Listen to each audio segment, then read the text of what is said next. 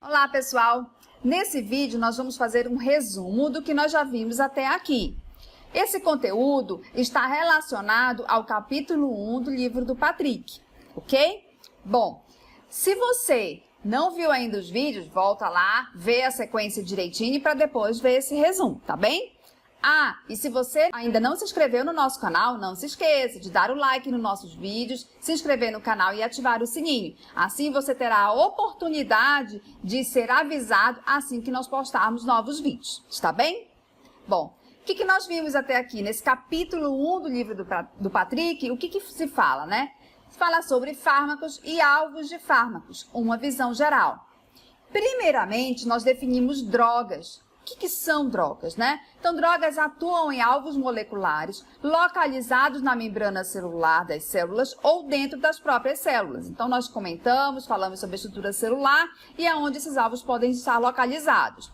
É importante ressaltar que quando nós utilizamos esse termo drogas, geralmente as pessoas associam esse termo às drogas de abuso. Então, nós preferimos utilizar o termo de fármaco ao longo das nossas aulas. Então, esses fármacos, eles vão ter um alvo nessas células, né? E esses alvos, eles são localizados onde? Eles são macromoléculas que têm um local de ligação no qual o fármaco se encaixa e se liga, ok?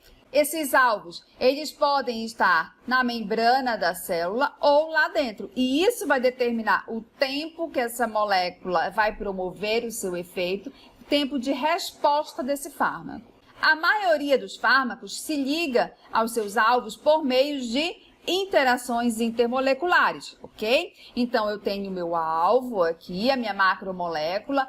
O meu fármaco se aproxima do sítio de ligação e, com isso, vai promover exatamente um ajuste induzido. Quando ocorre esse ajuste induzido, esse ajuste vai ser promovido exatamente pelas interações intermoleculares, onde no meu sítio de ligação eu vou ter exatamente os grupos de ligação, que são esse cinza mais escuro aqui no meu alvo, e no meu fármaco também. Eu vou ter as regiões, né, que vão ser, onde vão estar presentes grupos funcionais, e esses grupos funcionais que participam dessas interações são chamados de grupos de ligação. E então ocorre exatamente as interações intermoleculares.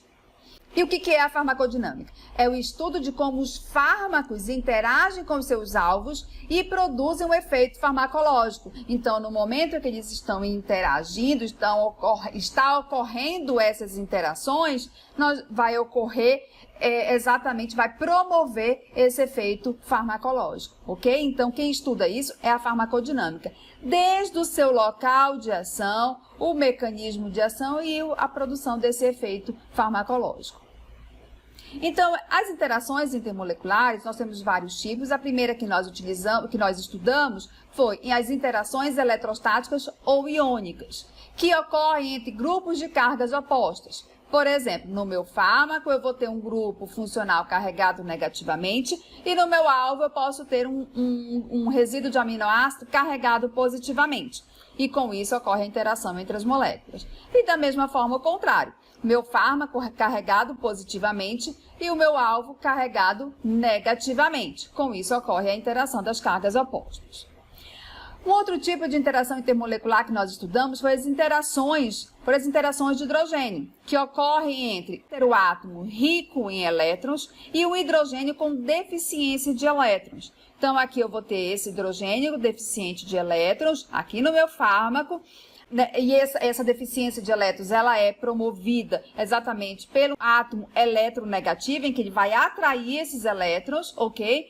Deixando esse meu hidrogênio deficiente.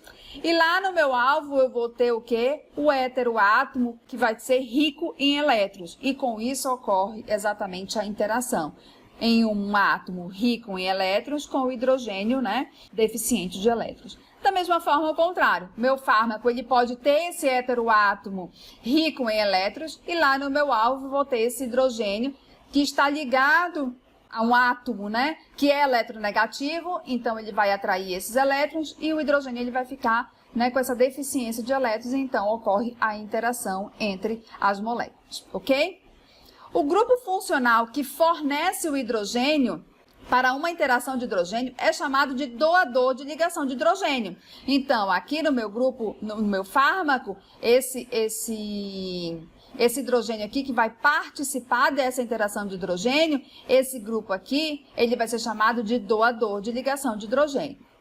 Já o grupo funcional que interage com o hidrogênio, que vai receber esse hidrogênio nessa interação de hidrogênio, é chamado de aceitador de ligação de hidrogênio. Ok? Então, aqui no meu fármaco, ele vai ter esse átomo, né, que é eletronegativo, e vai receber esse hidrogênio, né, que é deficiente em elétrons. Então, ocorrendo a interação, então esse grupo funcional aqui do meu fármaco, ele vai ser chamado de aceitador de ligação de hidrogênio.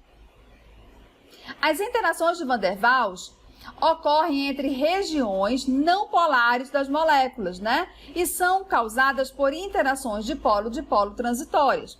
Então, aqui no meu alvo, eu vou ter a região hidrofóbica e aqui no meu fármaco eu também tenho uma região hidrofóbica.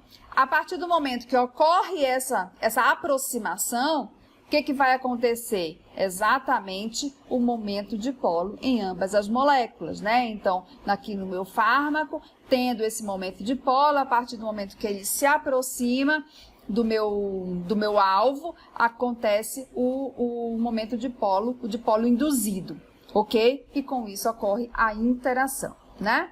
Essas interações, íon dipolo, dipolo, dipolo, elas são uma forma fraca de interações eletrostáticas, né? Então, a partir do momento que ocorre essa aproximação, ocorre essa interação, mas ela é fraca, tanto no dipolo quanto no íon dipolo. O que acontece no íon dipolo, né? Lá no meu alvo, por exemplo, eu posso ter um resíduo de aminoácido carregado negativamente, em que vai interagir com a região, né, mais positiva desse momento de polo presente lá no meu fármaco. A mesma forma, o contrário, se lá no meu alvo eu tenho um resíduo de aminoácido carregado positivamente, ele consegue interagir com a região, né, que vai estar, né, com uma região mais rica em elétrons, né, e com isso ocorre a interação íon-dipolo. Nós estudamos também sobre as interações hidrofóbicas, que envolvem o deslocamento de camadas ordenadas de moléculas de água que circundam as regiões hidrofóbicas das moléculas. O momento resultante da entropia contribui para a energia de ligação geral. Nós vamos entender o que acontece. Os grupos polares, eles devem ser dissolvatados antes que ocorram as interações intermoleculares. Isso resulta em uma penalidade de energia. Ou seja, eu tenho aqui no meu alvo a região hidrofóbica e aqui no meu fármaco também. Só que nessas regiões eu vou ter alguns grupos polares em que as moléculas elas vão estar próximas, interagindo entre si de forma organizada, ok? E com isso eu preciso que essas moléculas saiam. Eu preciso dessolvatar essas duas moléculas, tanto o meu alvo quanto o fármaco, para poder ocorrer a interação intermolecular, ok? Só que a energia para promover exatamente essa desorganização das moléculas, essa saída dessas moléculas de água, né? Que elas vão ficar aqui desorganizadas. Para ocorrer a interação, a energia necessária para promover essa saída da água, ela tem que ser menor do que a energia de interação, tá? Senão, não vai ocorrer a interação, ok? Definimos farmacodinâmica. E o que vem ser a farmacocinética? A farmacocinética de um fármaco está relacionada à sua absorção, distribuição, metabolismo e excreção do corpo. Ou seja, nós estudamos as interações intermoleculares. O que são as interações intermoleculares? É exatamente quando a molécula, o fármaco, ele chega no seu alvo e interage. Quem faz o estudo disso? É a farmacodinâmica, que vai estudar exatamente o mecanismo de ação, vai estudar desde a sua interação até promover o seu efeito. E a farmacocinética, o que estuda? O fármaco, a partir do momento que ele entra no organismo, ele tem que ser absorvido, ele tem que ser distribuído. Quando ele é distribuído, chega no seu local de ação, promove o seu efeito, com isso ele sai E para ser excretado, ele tem que ser metabolizado e depois excretado do organismo humano. E quem faz todo esse estudo é a farmacocinética. Bom, e aí? Gostaram do nosso resumo? Então não se esqueçam de dar o like. Como falei no início, se inscrevam no canal e ativem o sininho, ok? Então até a nossa próxima aula.